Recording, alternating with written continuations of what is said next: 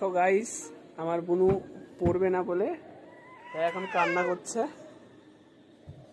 বুনু এদিকে তাকা, বুনু এই যে তাকা, এদিকে তাকা তাকা তাকা।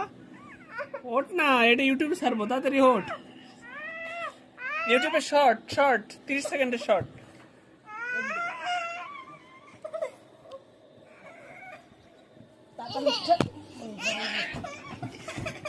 এই দেখো, বই পড়বে না বলে বইকে লাথি দিচ্ছে, মুখ দেখাবে না বলে মুখ ঢাকছে। Guys, hello guys.